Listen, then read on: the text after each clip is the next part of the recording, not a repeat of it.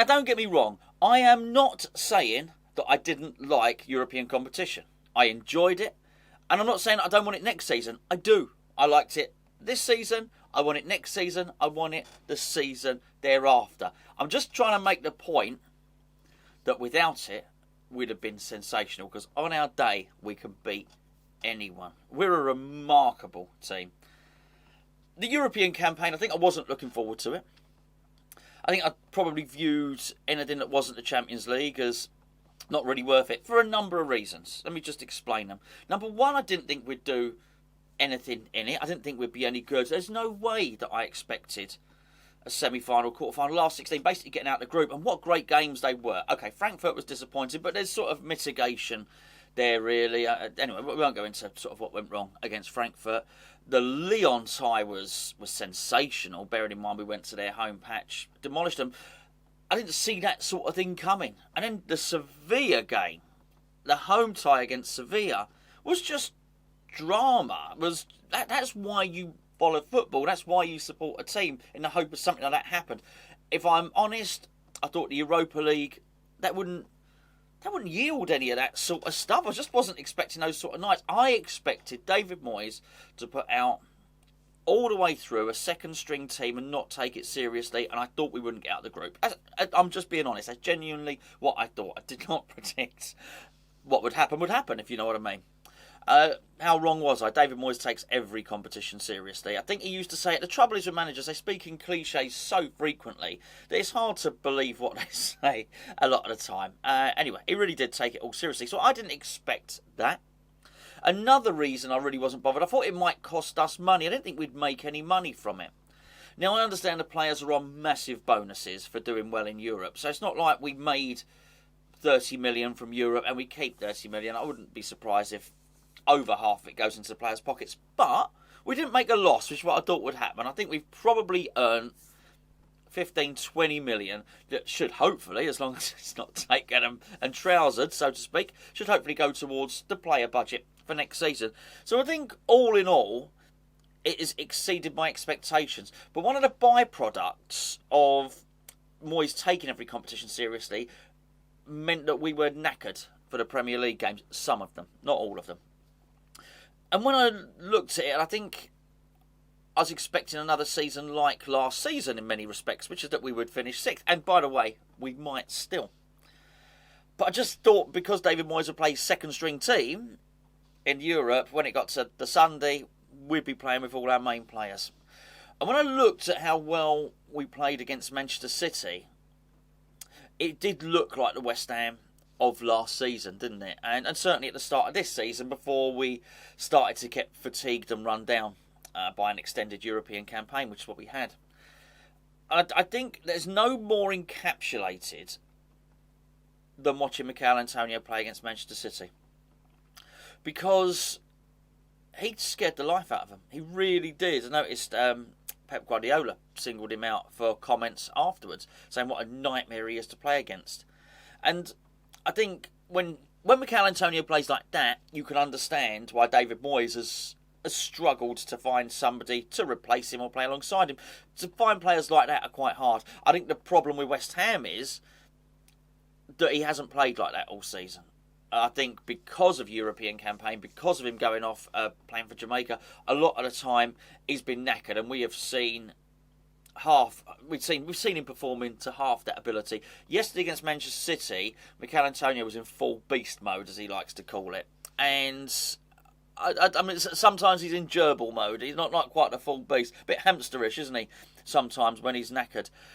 And when I looked at it and looked at how fit and fired up he was, and sharp, leading the line, causing the Man City defence all types of problems. Now, there were times during that game where you looked at it and they had 3 defenders on him. Well, I tell you now, if Man City had got 3 defenders on Mikel Antonio, someone ain't being marked. And we saw that, which brings us onto the subject of Jarrod Bowen and the way he was able to find space. Well, I guess, of course, he's able to find space, and Mikel Antonio's occupying so many of them. But he is an absolute quality player.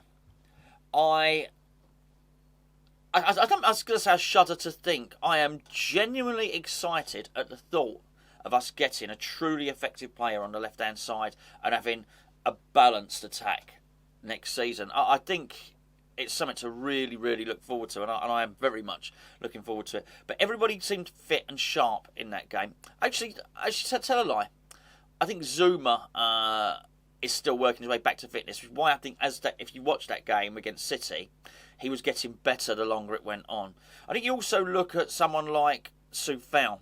And Soufal was, I know he made a mistake. I don't want to get too much into the Man City game, but I'm trying to emphasise us having fit players, and when we are 100% in terms of our fitness, what a pain in the arse team we are to play against.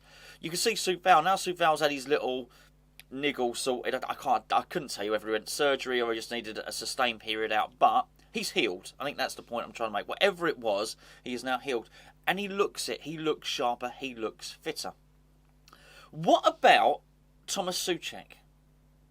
I thought he was outstanding yesterday. Absolutely outstanding. And again, the benefit of having a rest. I thought he was effective in their box. I remember he nodded it down. Probably should have got his hat-trick, Bowen. Souček was up there nodding it down for him. Headed the ball forward for the second goal. And I thought he was winning loads of headers, loads of tackles in our defence. So I just thought he looked fitter and he looked sharper and he looked fresher. And again, so this is my point. Imagine if this West Ham team was only playing one game a week. I think we'd have finished top 4. In fact, I'm convinced of it. The more I look at the other teams, the more I look at the disparity, look at the points difference, I think we would have got it.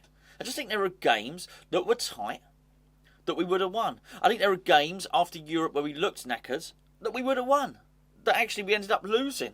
I really do think we're really close. And when I look at that, I do sort of understand it, why David Moyes wants to be quite selective with his players, because probably David Moyes knows what I'm telling you now. And he's probably thinking, well, actually, if I don't want to bring in players, I want to bring in effective players. And look, we need to bring in quite a number of players. But when I'm talking about the guys I am now, I'm talking about Souček, I'm talking about Antonio, I'm talking about Bowen, I'm talking about our first team players.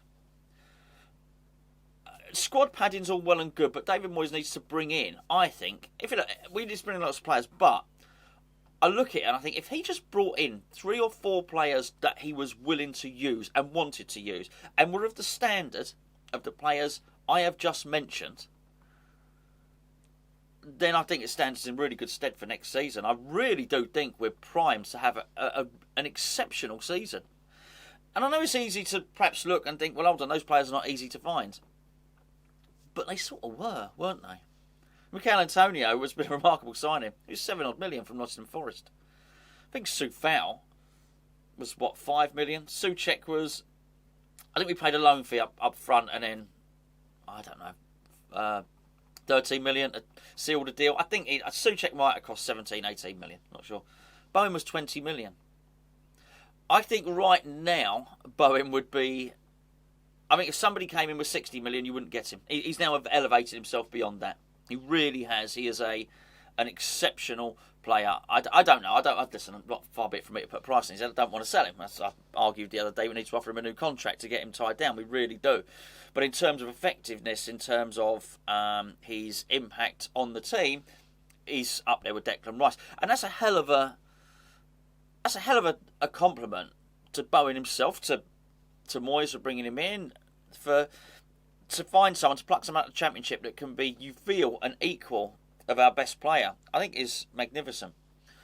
And, you know, you start to look at other aspects of the team and other areas of the team where you're playing well, and you think, well, actually, there are gaps in the team where we can play better, where we can improve. The left-hand side, I've already said, David Moyes certainly thinks he can improve at centre-back. He wouldn't be wrong. Look, Cresswell played well against Man City, but I think we all know that we could probably, improve the situation with the left-back. Certainly when you look at, some of Cresswell's, unfortunate mishaps in a couple of the big European games. It's not that Cresswell should leave. He shouldn't. He's a really, really dangerous player, remains so for us. But imagine David Moyes getting a left back that he feels is better than Cresswell, and actually having Cresswell on the bench and thinking he could use him. And if he did that, and this is getting back to my point about us really being able to create damage in terms of fielding a fit first choice 11. Imagine that. Imagine Cresswell not playing in Europe, then playing in the Premier League. the next game because we've just had another left back play in Europe. Actually, genuinely rotate the squad. When we were fit at the start of the season, when we were fresh, one of my favourite games this season was the Liverpool game. We beat Liverpool, humdinger of a match. We beat Chelsea. All right, Masuaku, bit of a lucky goal, you might have to say, with that one. We beat Tottenham. And look, the thing is, you can make excuses for every loss, but you can also make excuses for every win. I think we beat everybody apart from Arsenal this season, really, didn't we? The longer the season went on, the harder it was. We had a massive dip when it got down to the nitty-gritty of European football. And since we've gone out of Europe, I mean, it's really no surprise, is it? Obviously, we thumped Norwich. That don't look like a bad result now, looking at what Norwich did at the weekend. And then we've really given Man City a game. That was an even-Steven game, really. I know they had all the possession and everything, but we caused them massive problems. And realistically, look at Bowen's chance. I know they had chances. Man City had chances. I'm not saying they didn't. But it wasn't like we scored 2 goals and they were just lucky counter-attacks. Dawson should have scored with a header early on in the game. Bowen should have got a 3rd goal when Souček nodded it down. And Mikel Antonio really should have done something different. I'm not saying definitely scores, but good chance. He decided to do the chip. I'm not going to blame Mikel Antonio overly for that because I thought he was outstanding in the game, as I've already mentioned. But we could have scored 5 goals in that game. And that shows the measure of how good West Ham are. On our day, we beat anyone. And I'll tell you what's remarkable about it is I did a little calculation on that team. The team we had that started on the pitch, I might be slightly right. You never know exactly what the transfer fees are, but I calculated £119 million was the cost of our first team that started that game against Manchester City. Jack Grealish was 100 million, obviously, as you know. And he was really good, by the way, and he was causing us all sorts of problems. But we had arguably as effective a players as Jack Grealish, and we had Bowen, and we had Mikel Antonio. And we gave them a right game. And I think after Europe, maybe teams are not that bothered about playing us. But if we're fit and if we're firing, I've got to say, as an opposition team, it's probably, outside of that top 4, it's probably the last team you want to play. When you see the fixtures and you know you've got West Ham coming up, and if West Ham are fit and not tired from Europe, you're probably thinking, this is not going to be a comfortable game. We are a pain in the bum. We are superb at defending. Absolutely superb. We're pretty damn good in midfield and we're pretty good in attack too. Our set plays are dangerous. We got an awful lot going for us. And I just feel really positive about everything now. There's been dips in the season. That's going to happen. And I think when you lose in a European semi-final and things like that, you react in the context of the game, how you feel right then. But that's not the context of the season or the context of the last 2 years. And the last 2 years have been absolutely sensational. And I think we got more of the same to come. And sometimes David Moyes is the calmest man in the room. Not always. Sometimes he kicks the ball at the ball boy or ball girl, whatever. But in the main, he is the one saying, hold on, we're going to continue. We're going to be doing this every season. He says these things, and because we're reactionary and we deal with football on a game-by-game basis because we're fans, when David Moyes comes in and says, I'm a winner, I win football matches, that's what I do, we laugh, or we get, when he says, don't worry, we're going to qualify for Europe every season, we doubt it. And when he says, I've got a long-term strategy, we think, no, sign players now. And the calmest man in the room is probably David Moyes, and he's looking at it thinking, well, you know what? I know what I'm going to do with this club. And I know where I'm going. And he probably full well knows that we're a match for anyone on our day. I still think he's got his frustrations. I really do. I think sometimes he hasn't noticed this season who is fit and who is. I'm surprised it took him until Norwich to drop Souček. And it does leave you maybe wondering a little bit. It's not regret, but wondering maybe a little rest here and there for Thomas Souček during the season wouldn't have gone amiss, and maybe we would have seen more performances like we saw against Manchester City. Maybe you disagree. Maybe you don't think Souček was all that. I'm actually going to record the Patreon player ratings with Gio in about half an hour, so it'll be interesting to see what Gio thinks, because Gio was at the game. But we're a force to be reckoned with. We're a really, really good team. This season ain't over yet. We'll deal with that. We've got a whole week to deal with that. But I am already looking forward to next season. I tell you what, with a few additions, you wouldn't want to be playing West Ham.